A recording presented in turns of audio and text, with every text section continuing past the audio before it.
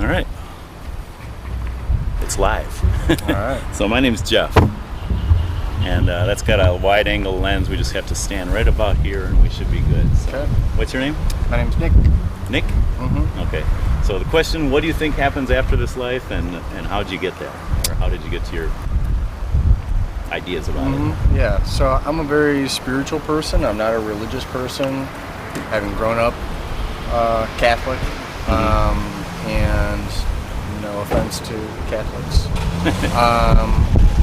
And I'm a very spiritual person, but on that, I'm totally agnostic about it, which I feel like is a misunderstood term, generally speaking. I feel like often we get really associated with atheists. Yeah. Nothing against atheists. I think agnosticism, maybe in the negative sense, it's like I'm saying I don't care. Or in the positive sense, it's like saying I'm smart enough to say I don't know, you know? Yeah, and I just like, how could we possibly know? And I just, like, to me, in my understanding of the term agnostic is to doubt that it's possible to know. I don't think it's possible for us to know. Yeah. No offense to you know what, churchgoers and folks, because it's like, you know, I love the teachings of Jesus. I love the teachings of all the prophets in Western tradition and in Eastern tradition. I love them all, and they're written by people. I understand, you know, it's inspired by God or it's the Word of God, but at the end of the day, no one's not saying that Mark, Matthew, Luke, or John themselves wrote that down. So it's people that's fallible. And so again, I just go to how could we possibly know? Yeah. And so I don't really think too much about it because, like, when I sit by a river, when I'm in nature, there I sense an energy that's so huge and so amazing and so powerful and so much bigger than us. Yeah. Or when you're on the ocean in a small little boat, it's that, to me, I can feel it. So it's not like, I wouldn't call it faith because I can feel it. Yeah. And so what happens? That's where the spirituality comes in. Yeah, and so what happens after we die? I don't know. And honestly, like I don't lose any sleep over it either. Yeah. So if you were at the ocean, I'm imagining you have been at the ocean. I have too. I spent a lot of time there, in North Carolina. And it's amazing to me. I look out from the shore of Topsail Island in North Carolina, and that's the outer. You know, it's not on the outer banks, but it's open ocean in front of me, right? It's amazing to me to think, you know what, if I just kept going straight in that direction, I would end up in Africa. That's just incredible. And it's like, wow. But if I didn't have a map, I wouldn't know that. Do you think your sense of sitting at the ocean is enhanced with your knowledge of maps? I guess would be my question. In other words, would it be the same experience if you had never been exposed to what is on the other side, or even knowing what you're looking at? You're looking at like the horizon, like if you were, you know, from the Middle Ages or whenever. Yeah. See what I'm saying? Yeah, I see what you're saying. And for me, so what you're talking about there is vastness, or like distance, and I hear you on that. To me, like what I'm particularly referring to is like that small boat, and like especially if you've been in stormy conditions, which I have only once or twice. Wow, we were rocking and shaking and up and down and so that it was like, and we are so small, and this energy is so huge. So like the whole thing is, and so like how do we know? Where do we base our knowledge on? You know, I'm gonna, you know, probably this map is right, but I didn't make the map. I didn't, you know. Whereas like that, I'm feeling that. I'm feeling us getting whipped around, and so. Yeah, it reminds me of I don't know if you've ever read C.S. Lewis. Anything from him? A long time ago, a little bit. He's got a book, Mere Christianity. It's called. Yeah. Where he's just trying to describe basic Christianity, and he's talking about the difference between spirituality and theology. And his premise is that you need both. You need this sensual experience of it, and he describes this, like he was speaking at some meeting, and some old sea captain said, you know what, I don't need all this Bible stuff and like theology books. All I know is when I go down to the sea and when I'm out there on the sea, pretty much exactly what you described. It's like I feel God. I know I'm in God's presence, and so he was kind of comparing theologians to map makers. It's possible to be a map maker, like you're taking in all the information from all the different people that are coming in, like Prince Henry the Navigator in history. I don't think he ever went out on the ocean, but he was a map maker, and he took all this information in, so he never really experienced it firsthand, but he was able to put it all together. And so when people were on the ocean, they had that sense of when I look this way, I see I would get all the way to Africa, and it's amazing, so just to maybe to benefit from the experiences of others, and I think that's what we're doing when we're reading sacred texts, and even in today's, like for me as a churchgoer, like as I come across the experiences of other people, especially people that are more seasoned or more experienced than me, in their faith, I've benefited from that. But one thing I'd like to, I want to respect your time, but just to say this, well, let me ask you this, Nick. When you think of spirituality, when you think of, you call it an energy, are you thinking of a God of some sort or a higher power? Like, how would you describe that?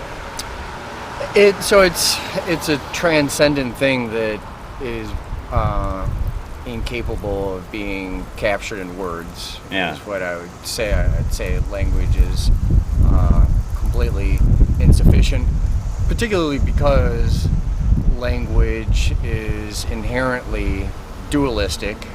Night and day, up and down, good and evil, left and right, etc. And this is something that's so transcendent beyond that. Yeah. It cannot be captured. So I do think that when you say God, that's we're talking about the same thing. I don't, and so here's where like language gets really I don't feel like it serves us. Yeah. Because like my mom is a Christian, and so she's always working me on the personal God and personal relationship with Jesus, and so is she a Catholic Christian or a Christian? Not Catholic. Christian, not Catholic, Protestant Christian. Yeah, non-denominational. Okay. I guess is where she's at. That's the church I go to. Is non-denominational. Cool. And I really enjoy going to church with her. I always get something out of it. So yeah, I think so. Western religion sees all this creation around us and says that came from God. And then, as I understand it, Eastern religion says it kind of is like what that source, like we don't know where that source came from. Yeah. And why put a name to it? And we don't know, and we don't worry about it. Yeah, and God is an embodiment of that energy. Well, I think or something like that. So, anyways, I feel like we're talking about the same thing. Well, the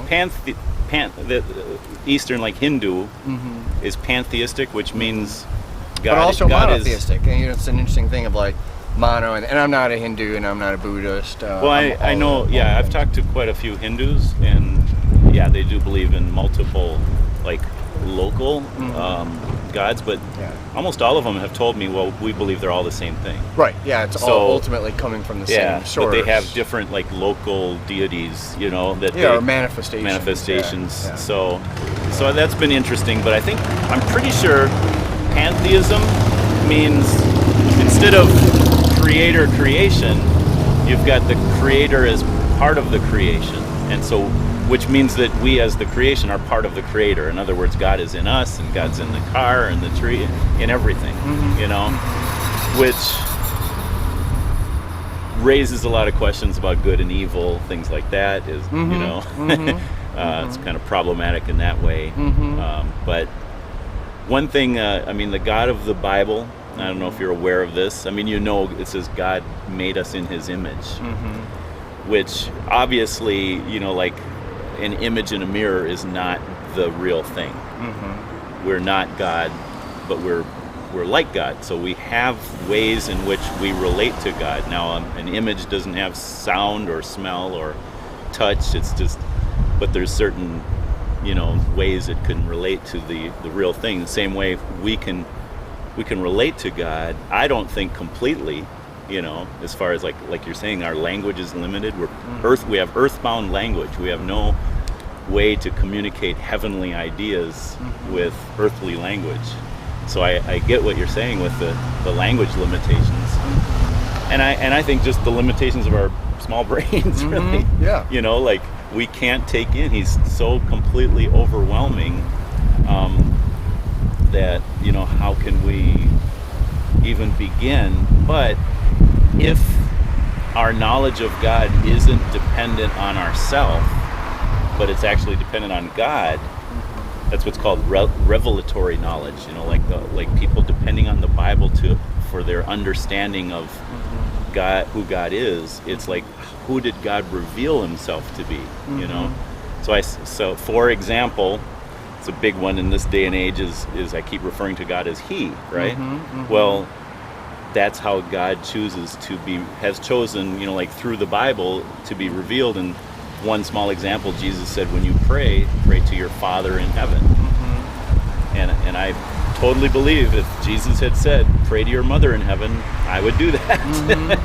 And we'd be praying to our mother in heaven. So here's my question though, is how do we know that that's what he said? Like, because it was written down 70 years later, right? So that, like, that's like the question that I can't get past that. Yeah. Whereas the ocean, or if you get way out in the countryside on a dark moonless night, and the stars, the infinite incredible stars and the Milky Way, there's not an intermediary between me and that. Yeah. I'm not reading and going, well, I wonder if this is translated correctly from Greek, and I wonder if they wrote it down in the right way in Greek and all that kind of stuff.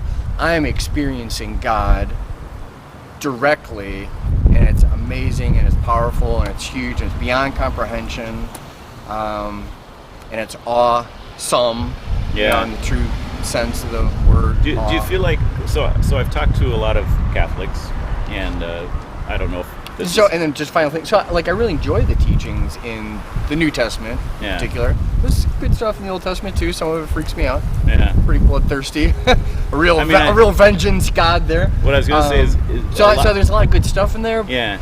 But I'm like, whereas that direct experience when it's just me, then I feel that. Yeah. And what I was gonna say is a lot of people, and I don't know if it's just limited to Catholics, are more comfortable with the mystery rather than the specifics. See what I'm saying? Yeah. It's like, and that's what it sounds like you're saying. It's like you kind of like that sense of awesome mystery, like I don't know kind of thing. Yeah. I mean, I love the mystery, and then going back to the agnosticism too, where it's like, I don't know, like I very much doubt that it can be, like I'm trying to capture it and like intentionally giving like as like vivid of imagery as I can, but I'm still not capturing it. I'm still giving to your point about the image, you know, I'm still giving a very two-dimensional thing of that experience. So I'm highly skeptical that it can be, you know, the stuff can be captured. Yeah. So again, I love all the teachings. I think they're wonderful. But can that mystery really be translated down? That's tough, and sometimes I think it is made too simplistic also. I guess for me, sometimes, I won't say this about you, but this is a thought that I have for people who like the mystery, right? I mean, I don't know you enough to say anything. You know, I don't know you at all. But I kind of so Jesus, you know, Jesus, one of his last words to his disciples was, "If you know me, or if you love me, you'll keep my commandments." Mm-hmm. Right? So the problem, well, what a lot of people do is, well, they'll say, well, I know Jesus said, love your neighbor as yourself, so I'm just going to go do that, right? Mm-hmm. And it's like, okay, I know Jesus said a lot more than that. Mm-hmm. So I do love Jesus. I believe he died on the cross for my sins. I'm forgiven. I didn't deserve that, right? Mm-hmm. So if I really love him, I'm going to read the Bible and learn more specifically on exactly what does that mean to keep your commands. Because he taught many things. And then I believe he's the Son of God, so it's not just Jesus' commands, but it's all the commands of the Bible. You know, it's like, this is God in the flesh. What does the Bible teach? So the kind of the pushback on the mystery of God is, well, if God remains a mystery, then we can never be sure what he's telling us, or what it or whoever it is telling us. Therefore, I can remain in control of my own life. And I have to say, as a Christian, there are many things I can't do.